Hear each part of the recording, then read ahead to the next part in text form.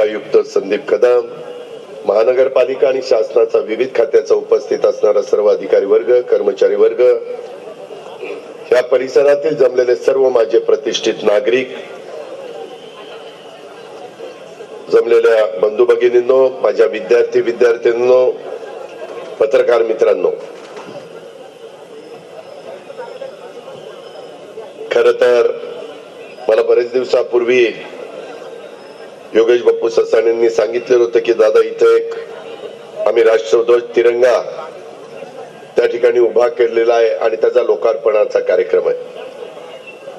मी सुरुवातीलाच युगपुरुष छत्रपती शिवाजी महाराज, शाहू फुले आंबेडकर या सर्व महापुरुषांना त्या ठिकाणी स्मृतींना वंदन करतो। तिरंगा ध्वजस्तंभाच्या लोकार्पणाच्या कार्यक्रमाच्या निमित्तानं आज मी हडपसरच्या ससाणे नगर मध्ये जे मोठ्या संख्येने आपण सगळ्यांनी माझं स्वागत केलं, येताना पण आनंद हलकुटे आणि बाकीच्यांनी स्वागत केलं, त्याबद्दल मी त्या सर्वांना मनापासून धन्यवाद देतो, मनापासून आभार मानतो। वेगवेगळ्या राजकीय पक्षाचे पण बरेच कार्यकर्ते आहेत, नेते आहेत, त्यांचं पण मी स्वागत करतो। आपल्याला सगळ्यांना माहिती आहे की 2 आठवड्यापूर्वी 15 ऑगस्टला आपण भारतीय स्वातंत्र्याचा 76वा वर्धापन दिन साजरा केला, आनंदाने साजरा केला। दिल्लीला देशाचे पंतप्रधान नरेंद्र मोदी साहेबांनी, मी त्या दिवशी कोल्हापूरला होतो, मी कोल्हापूरला केला। देवेंद्र फडणवीस साहेबांनी नागपूरला त्या ठिकाणी ध्वजवंदन केलं, मुख्यमंत्र्यांनी स्वतः मुंबईला केलं आणि राज्यपाल महोदयांनी आपल्या पुण्यामध्ये केलं। असं अनेक ठिकाणी वेगवेगळ्या संस्थांच्या मध्ये देशाच्या पंतप्रधानांनी आवाहन केलेलं होतं की 3 दिवस आपण आपल्या आपल्या घरावर देखील तिरंगा फडकूया। आणि 2 वर्षापासून सलग 75 आठवडे विविध उपक्रमाच्या माध्यमातून आपण आपल्या देशाच्या स्वातंत्र्याचा अमृत महोत्सव मोठ्या उत्साहाने साजरा केला। देशाच्या स्वातंत्र्याच्या अमृत कालखंडामध्ये आपण आहोत। या निमित्तानं पण मी आपल्याला सगळ्यांना शुभेच्छा देतो। तो काळ आताचा काळ जमीन आसमानाचा फरक पडलेला आहे।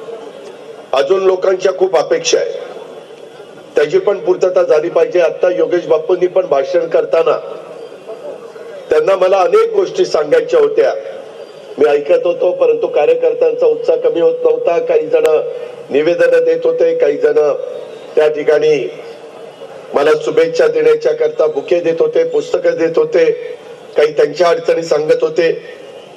तुम्हाला सगळ्यांना माहिती आहे की पुढे ही महाराष्ट्राची सामाजिक, सांस्कृतिक, शैक्षणिक आणि औद्योगिक राजधानी म्हणून ओळखली जाते। तसंच हा आपला सगळ्यांचा परिसर शूरांची, वीरांची, क्रांतिकारकांची आणि स्वातंत्र्य सैनिकांची देखील भूमी आहे। पुण्याला गौरवशाली ऐतिहासिक वारसा लाभलेला आहे। तो आपल्या युगपुरुष छत्रपती शिवाजी महाराजांच्या पासून, बाजीराव पेशव्यांच्या पासून असंख्य मान्यवरांची नावं घेता येतील, महामानवांची नावं घेता येतील। त्याच्यामध्ये हडपसरच्या ससाणे नगर मध्ये योगेश बापूंनी जो 106 फूट तिरंगा उभारून आपल्या सर्वांना राष्ट्राभिमान उंचावण्याचा आपला त्यांनी त्या ठिकाणी प्रयत्न केलेला आहे। त्याच्याकडे बघितल्यानंतर तुम्ही किती काही कामात असा किंवा काही विचारामध्ये असा, तरी देखील ध्वजाकडे पाहिल्यानंतर आपल्याला सगळ्यांना प्रत्येकाची छाती अभिमानाने भरून येईल, आपल्या अंगातील राष्ट्रभक्ती जागृत होईल। जगात अनेक ठिकाणी त्या देशांनी त्यांचे उंच राष्ट्रध्वज उभारलेले, इजिप्तच्या कैरोमध्ये किंवा सौदी अरेबियामध्ये जिहाद मध्ये देखील ते अशा पद्धतीने उभारले गेलेले। आपल्या देशात देखील अनेक ठिकाणी तिरंगा डौलाने फडकत असताना आपण पाहतो आणि त्याचा आपल्या सगळ्यांना खूप रास्त अभिमान आहे। आपल्या नवी मुंबई महानगरपालिकेमध्ये देखील मागे आम्ही तो राष्ट्रध्वज फडकवण्याचं काम केलं। आपल्या पुण्यात देखील कात्रजच्या तलावा शेजारी तसेच शनिवारवाड्याच्या समोर देखील राष्ट्रध्वज त्या ठिकाणी फडकत असतो, डौलाने फडकतो। आणि मी पिंपरी चिंचवड मध्ये देखील एका ठिकाणी अशाच पद्धतीनं भक्ती शक्ती जे स्थळ ओळखलं जातं त्या भागामध्ये अशाच प्रकारचा राष्ट्रध्वज आपण उभा केलेला आहे.